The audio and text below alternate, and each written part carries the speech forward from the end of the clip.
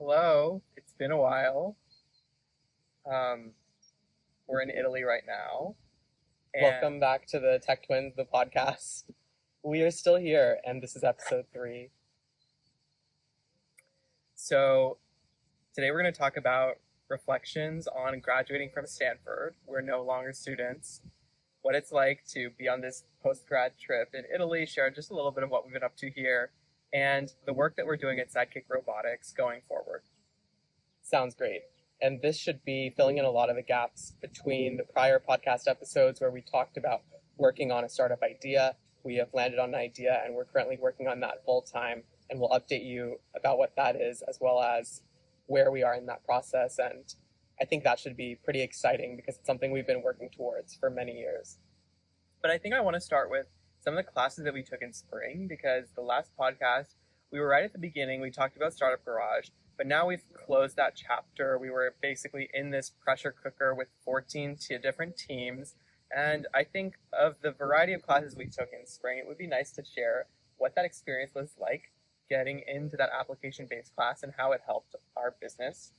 Um, just starting off, we came in and it was a very fast-paced class. So it was a 10-week long class, and every week we went through this portion of what they called like the innovation funnel, like starting off with like ideation, looking at different ideas. We came in with an idea already, so we weren't really brainstorming, but we did user interviews and got more clear on what the need was that we were like targeting.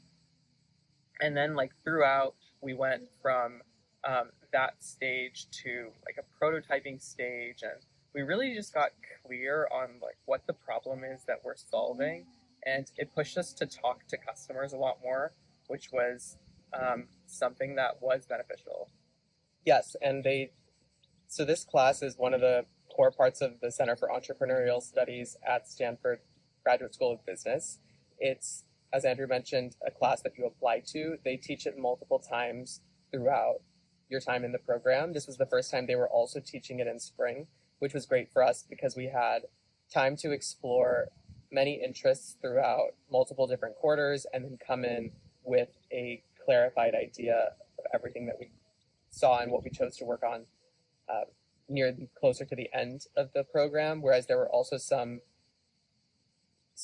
a startup garage opportunity in the first quarter of the second year, and so you would have most likely had to spend your summer working on an idea to have the clarity about what you would do there, and you also have to apply in advance. So we felt like this offering in the spring was much better aligned from a timeline perspective, and as Andrew mentioned, it was kind of like an accelerator. They are careful not to brand this class as an accelerator, but it really did feel like, so you're coming in with your idea, you're refining it, you're doing a lot of interviews, you're doing prototyping. We had a hackathon actually at the beginning where we did some prototyping and they awarded some awards, and we won the Moonshot Award for, I guess, the most ambitious idea. So there were many elements of being in a cohort, going through a structured program, and then at the end having a more refined result, or some teams even change their ideas, that I found useful. And I think there was nothing magical in the curriculum, but having that consistency amidst many of the things that we are all doing on a daily basis and a weekly basis to work on your startup idea and move it forward was the main value. And to have class time to do that, I thought was quite helpful. Absolutely. This class, unlike other classes, allowed us to work on our idea inside of the class, whereas other classes, I think between Mark and myself, we took almost every entrepreneurship class that Stanford Business School offers, and all of the other classes like have projects that are outside of the curriculum, and it feels sometimes like it's more about what the professors want to get across rather than what we as students want to build. So this class, however, allowed us to fully focus on advancing our idea throughout the quarter. It was extremely fast paced, only 10 weeks, but yeah, some highlights are we won this peer voted Moonshot Award on the very first week, and then we went through like 3 different design reviews where we pulled in like concepts from our interviews, and it really helped us focus on the market case for the robots that we were really excited to work on. Yes, and I think another win for us was not changing our idea. That's not necessarily a win in and of itself for every team, but we had spent so much time thinking about this idea. We worked for 3 months in the entrepreneurship and VC course taught by managing directors of Silicon Valley venture capital firms on this idea. So we felt like we had a good understanding, and a lot of the interviews that we did mainly validated and refined our understanding of the technology that we are working on. So that was a win in my book. And at the end, it was also gratifying to see how the other teams had developed their products, and we can't really share about what those ideas are, but everything I thought was quite specific to a need that needed to exist at this point in time. And if there wasn't that specificity at the time relevance of that business, those teams tended to pivot their ideas. And I mean, afterwards, we finished that class about, I think it was the first week of June, and then graduated from Stanford the second week, or the second weekend, I think. It was around June 14th, and are now in Italy. And we've been, because our idea is focused on the aging population, it's been really interesting to look around in Italy and see how the elderly are integrated into the society here, and really just think about what it means to include the elderly. And it's just bringing a different perspective to this idea that we've been working on for so long, which has centered the elderly, but at the same time, now we're actually in a society where there are a lot of the elderly, and thinking about, oh, this is really tangible, that the world is going to age and change demographically. Correct. And I took a course on the topic of longevity, which is this idea that every country in the world right now is currently aging. And what that means is the proportion of the population that is older typically used to be a smaller proportion than the proportion of the population in any given country that was younger. And every country as of 2025 is moving towards a larger proportion or an equal proportion of older population as younger population. And that presents different challenges and opportunities. And that major demographic shift was one of the core elements of our desire to start a business post-graduation versus to join an existing business, because that's a massive market trend that will change the way that many societies operate. But the relevance of Italy, to Andrew's point, is that Italy already has a population where about a quarter of the population is older. And even just yesterday, we were seeing a lot of grandparents out and about talking with each other, and it was just so nice and had such a strong community focus. And that's also the type of society that we want to help support with our robotics products. And I think it really puts into perspective how exciting it is to do work for a global problem. I mean, we came to Italy because they have awesome beaches, and it was a great place to do a post-graduation trip. However, I'm just even more motivated sitting here in Italy about finding a way to work on a problem that is global in nature. And we'll talk a little bit more about Sidekick Robotics later, but just wanted to share about Startup Garage and spring quarter things. And we took a few other classes in spring. I took a healthcare class, which was really challenging for me given how complicated healthcare is, but it was a really interesting class. And then I also took interpersonal dynamics. And how about you? What else did you take? I took strategic communication, longevity, high stakes decision making, which was taught by George Osborne, one of the former finance ministers in the United Kingdom government, which was quite interesting, as well as Startup Garage and one other course. Go to market, right? Yes, go to market. So all of these courses in the second year, we were able to tailor towards what our interests were. And one thing that we were talking about recently is that the program that we were in offers only one degree without any specializations. But what we saw is that students tended to specialize in certain tracks. And what that looks like is taking courses that are more aligned with your interest. So for both of us, we chose to do an entrepreneurship track. As Andrew mentioned, we took almost every entrepreneurship class that was offered, and courses like Go to Market that I was in that help students who are trying to start businesses with other elements of starting a business, such as going to market with your product. And we've also in the past taken sales classes, financial modeling, and others. So that was how we architected both of our degrees. And now that we are working together, it is helpful that across us we've taken complementary courses within this same specialization. But I did want to say on the topic of an aging population, I think it's quite interesting that there are already some countries that are facing this, and it's not a problem. It's mainly a major demographic trend, but it is something that being in one of those countries right now where the demographics of the population are skewing older shows us how some other countries might look in the future, and that's quite exciting, as Andrew mentioned, to kind of peek into the future of what the world could look like. So I want to talk about what graduation from Stanford was like, but before I do, I want to say that we also dove deeper into the robotics ecosystem at Stanford before we graduated.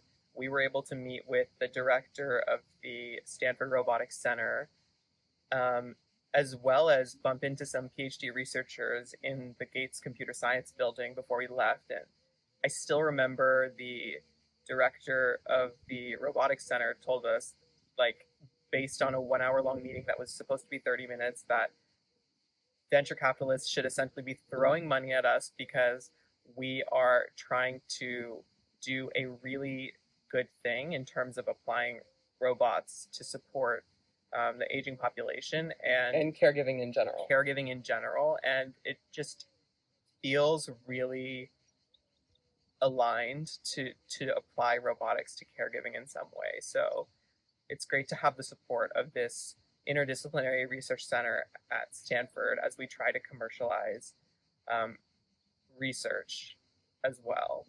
Yeah, so about graduation, this is something that neither of us had experienced from this university before, but we did graduate from UC Berkeley in undergrad in 2019. And it was a very intense few days. I believe there was a week of no classes because we didn't have final exams as second year students. And that was the week that we were doing all of our last minute meetings, such as meeting with the robotics center. And then the graduation festivities started on that weekend, which included a specific graduation for the Graduate School of Business and a broader graduation for the entire university, and other students in other programs had different department-specific graduations. Yeah, so essentially like how it worked on the day of graduation was there were all 420 graduating, or I guess 400 to 500 students. We filtered into an auditorium in the exact order that we were going to ultimately walk on the stage. And then we went from that order to like a large outdoor amphitheater where all our friends, family, and supporters were in the audience. I think I heard there were about 3,000 people in the audience. And then we were called up one by one, and some students got academic honors, and then the rest of us were just given our awards. And it was a really joyous, momentous occasion for every single student. And it was a lot. And I found myself getting so happy for, of course, my own achievement, but also the people that I saw, that I recognized and I knew and were part of my journey as well. And it was really fun to be able to celebrate others as well. And the next day there was a big cross-university graduation as well, which unfortunately we had to skip due to exhaustion.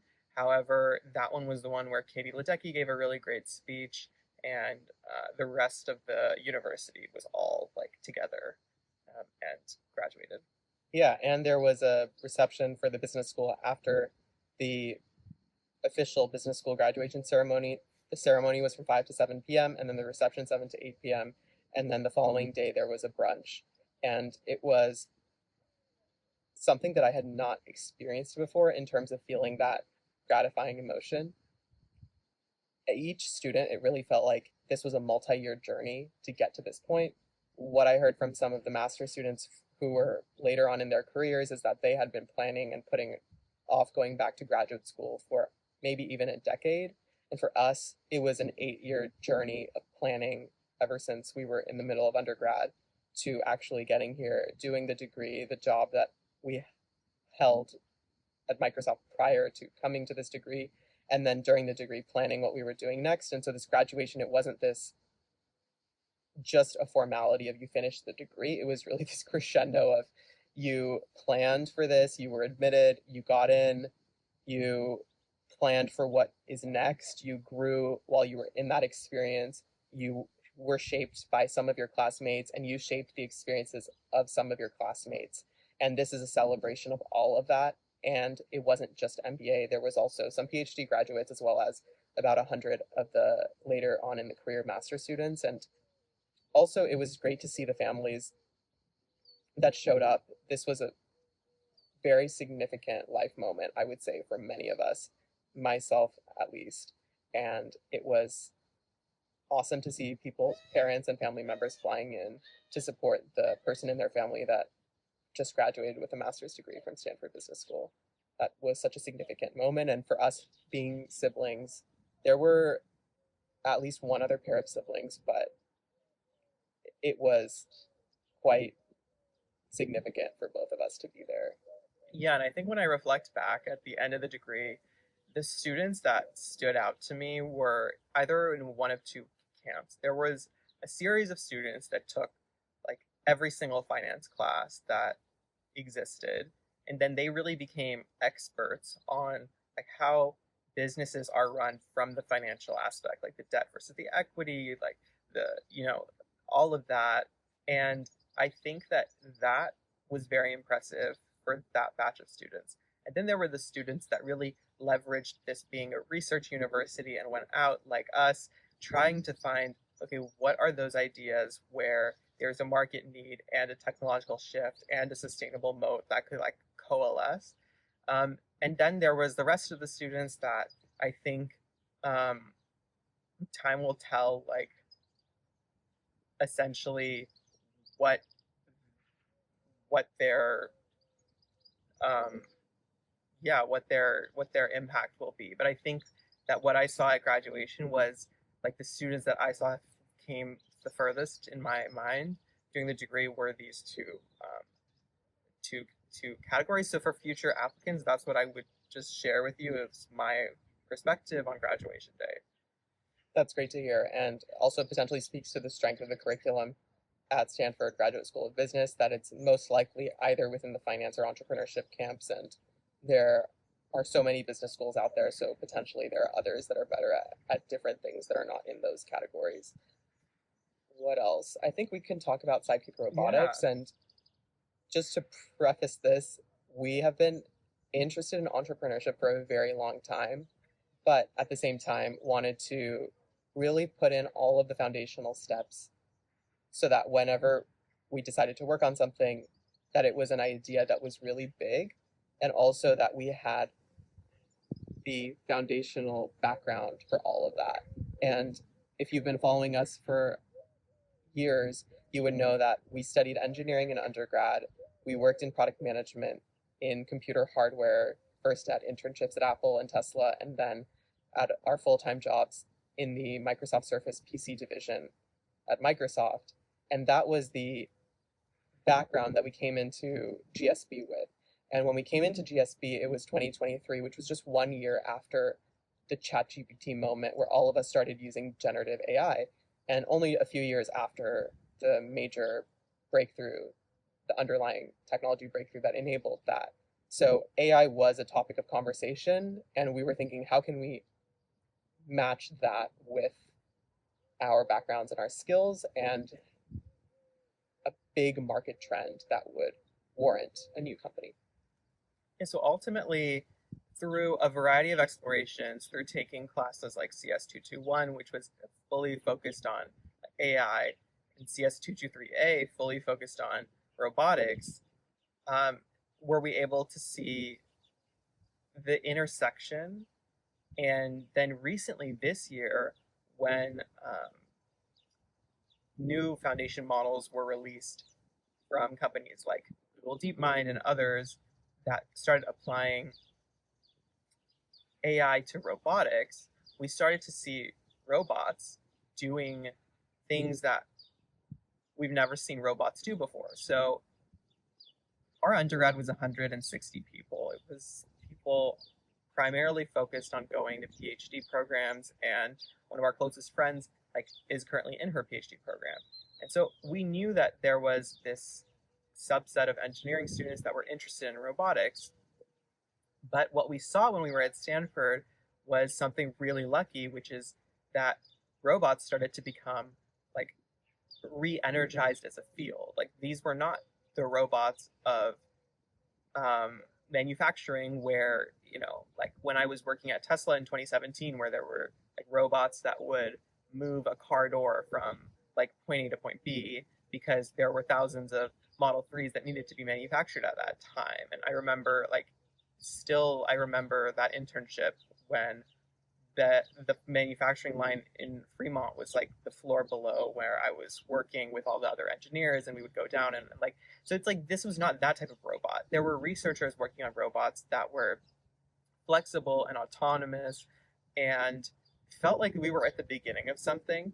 And so that's why in the entrepreneurship and venture capital class in January of this year, through the encouragement of a mentor, we decided to pick a really big idea, which is what if robots could do domestic work, and took that as the starting point for this entrepreneurship process. And then, of course, for a business to be sustainable, it needs to be big. And so we weren't able to create a business plan for robots to do domestic work in the home from the beginning. We needed to pick a community-based approach where there's multiple people living together, and that these robots are the cost is distributed over a large number. So think hospitals, healthcare, hotels, or senior care. And ultimately we came to starting at senior care because it's healthcare adjacent, but it still has these trends of the aging population. They're at 100% capacity, these senior care communities, and they're overlooked because companies like Apple, Microsoft, and Google don't build for the elderly. And many of us could probably relate to having the opportunity to share our technological skills with our parents and grandparents because these products were not designed for them. So all of that in mind, we got pretty excited in March about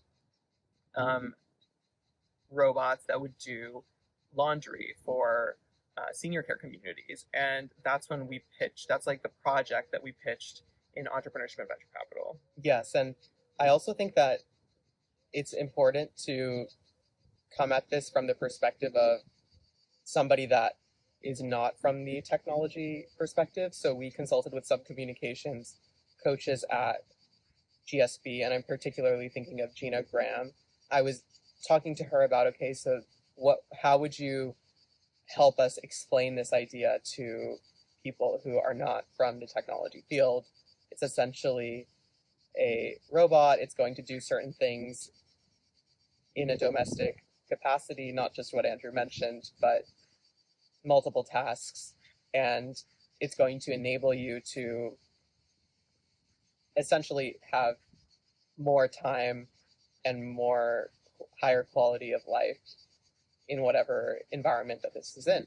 And this is in the back of the house, not like a emotional companion robot that sometimes we heard when we were talking to people about this idea. And she is the one that came up with the name Sidekick, because she said, well, this is something that it's not really your equal. It's not something that's replacing you.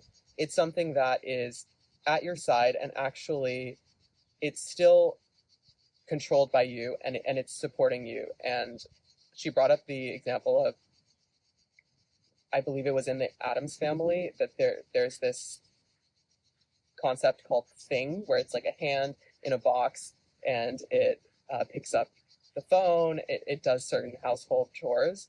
And so that was like how we started thinking about it. And I thought that was a great sign that someone in science fiction or media had thought of this concept, because that shows that there was a desire for this thing to exist prior to the technology being ready. And then eventually we landed on what are these iconic secondary things. Sidekick is this concept of something that is helping you. And then we started dreaming up of, oh, what if we had a line of Sidekick Robotics, that one is for this specific use case, similar to other technology products. You could have higher end, higher capability versions, lower end, just for the basics versions. And it became really fun to start thinking about this. And then that's what we took into Startup Garage between March and June of this year. And that's what we're taking post-graduation as we go into the summer. And so if I was to leave you with a few words to remember, is first, it's caregiving. It's focused on caregiving. And caregiving can be anything from senior care, from memory care and assisted living, to hospitals, to even homes that house families that are like supporting their sick children, and caregiving really broadly. But the other thing is autonomous robots, like robots that are able to learn and improve and do things without human intervention. And then the third one is this vision of better quality of care, and how can robots be behind the scenes so that the humans are more in front of the other of people. And to me it just seems inevitable with like these demographic shifts and the rise of robotic learning, that there's going to be a role that robots play in our society in the future, because how else will we be able to adapt to the demographic shifts? And so our current status is we have a design partner. It's right next to Stanford, because we were thinking about like what's a design partner that could really allow us to add value to the researchers that we hope to hire in our company once we have funding.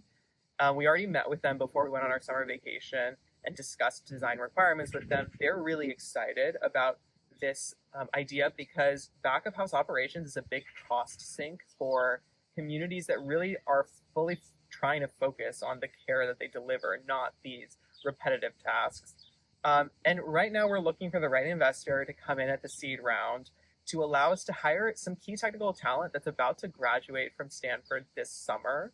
And so if you have anyone in your network that is interested in either senior care, infrastructure, robotics, caregiving, or healthcare, but like wants to apply this like innovative lens of like robotics to it, like let us know, because we really want to hire these people that are graduating from their PhDs in robotics at Stanford this summer, so that they can continue working with us. Yeah, and what I think is so cool is because we went to a technologically focused research university, we were able to see some of these projects that researchers were dreaming up, and then because we had a relevant background, we were able to see, okay, this is what's feasible, and this is completely out of the question for this technology. And what we saw, additionally auditing classes on deep reinforcement learning and others, such as the ones that Andrew mentioned, is that there is a possibility to introduce certain types of robots today in terms of the technology being ready. And the whole field is focused on humanoid robots, which is essentially trying to train a robot in a human form factor, such as Tesla Optimus, to do what a human can do. But there are other tasks that are valuable that don't require the full human form factor. And so we feel that what we've come up with is innovative from a form factor perspective, from a market perspective, from a wedge into how this technology is inevitably going to come to market perspective, and also from a data perspective, which we think is essential for any robotics company that wants to have a long-term moat. And it's quite exciting. And also the Sidekick name it resonates with us because we're identical twins and we just went through this program together, but we also both worked at Microsoft. We both went to UC Berkeley. This idea of having somebody next to you that is helping you, is enabling you to have some sort of superpowers, go forward and do things that are more valuable to you rather than those critical but not necessary for humans to do types of tasks. Those are things that we've experienced in our lives, and that's also the type of relationship that we were imagining humans to have with robots. If robots are going to come into American society, then we want them to have this partnership type of relationship. We don't want a situation where the robots are taking over, doing things similar to the chatbots where people don't know why those chatbots are answering in a certain way. And we also felt that if this more consequential technology of robotics is going to come into society, then we want to be involved in how this is introduced rather than with the generative AI wave where a lot of people were kind of caught off guard. Not the people in the working on those models, but people that were like in school like us. Like we weren't expecting to just have everything that we were doing changed by generative AI. And so what we saw at Stanford is that that's essentially going to happen again with robots that are having AI in them. And we want to be part of teams that bring this technology first to a place where if the technology was just allowed to enter society, probably it wouldn't go to caregiving. But this is an area where there is a need and we see that there's a social impact as well as financial match, and also to help control the technology as it gets introduced into a way that is more ethical and human-centered rather than some of the mistakes we've seen in the tech industry before. So all of this combined created a really enticing opportunity for us, and this past 6 months has been an incredible amount of work, and this is why we needed this vacation. At the same time, it's been really exciting and gratifying to feel that after so many years of building foundational skills, finally we can be at a point where we can build our own company and take a lot of the lessons that we've learned from working at big corporations, being trained at research universities, and being people that want to have a positive impact in the world. We both got the social impact certificate by taking a number of courses focused on this in our master's degrees. So a lot of this combination is why Sidekick Robotics is so exciting to both of us. And as Andrew mentioned, we're currently looking for the right aligned investor, and we think that that will happen soon because there are so many opportunities within this new field, and we think investors are starting to get comfortable with the risk and reward opportunity that exists in applying robotic learning to communities such as the ones that we're talking about. So that's what we've been up to, and that's what we're doing moving forward. I think that I am more motivated than ever to continue working on robots and really looking at how these cutting edge innovations can apply to like the caregiving situation. And there's so many ways that researchers are going to continue to find applications of robotics. And so I think that focusing on doing specific tasks that are currently undesirable by humans is a perfect starting point. I also want to thank everyone that I met through this Stanford chapter. If you listen to this, I am very grateful to have studied alongside you or have been taught by you, and I am a very proud alumni of Stanford University. And I encourage anyone who is interested in attending a strong research university to look at Stanford. It's not the easiest place to be a student, but for me, it opened my eyes to so many different types of research and so many types of students that I would have never met before. So I'm very grateful for the opportunity. Yeah, and after so many months of talking about working on entrepreneurship, trying to put the pieces together, we always knew that we were going in a direction that was going to lead to something impactful, but this has been exciting to see as a development for both of us. And currently we are working as a team of two, and we have some colleagues that are advising us from the research perspective. But we also look forward to where this idea and this company can go, and seeing these impactful robots taken out of the research lab and into environments where they can really help people, especially where there are staff shortages or there are difficulties with staffing times, but there's such a severe need, especially in these parts of our society that don't typically have high wages or high demand of talented, committed people that are going to work in them. We feel that those are really great areas that robots that Sidekick Robotics produces can add value. And that's why we have been asked about, okay, if you're doing labor with robotics, would that be a challenge from a replacing a job perspective? And we really don't want to go into environments where there even is the consideration of replacing the job.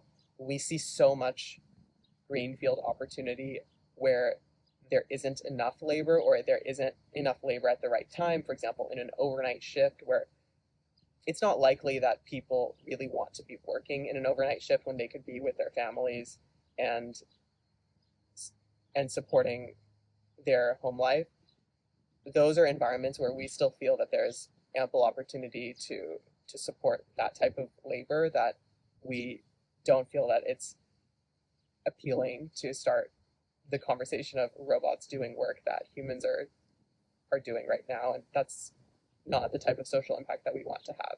So we're very excited to be working on this. We have many meetings lined up when we come back from this vacation, and it's just very exciting to see the potential of something that we've been incubating within Stanford University through Startup Garage, through many interviews, through focusing on both the market side as well as the technical side, checking in with our researcher friends to make sure that we're not working on something that's out of scope, asking guests from humanoid technology companies when they come to our classes, is this possible, or am I dreaming of something that's not actually possible, and making progress to a point where we can confidently work on this full time. It's been very exciting. And yeah, I'm looking forward to where this takes us. Well, thanks so much for tuning in and for supporting us as we've gone through our entire higher education journey. I will not be going back to school, so I am just happy that this is over. And yeah, thank you everyone for tuning in. If you have ideas for other topics that you'd like us to discuss, feel free to leave them in the comments below, and we'll make sure to keep you updated on any significant developments that happen with Sidekick Robotics, and that's exciting to be our post-grad plans as we look ahead. So thank you.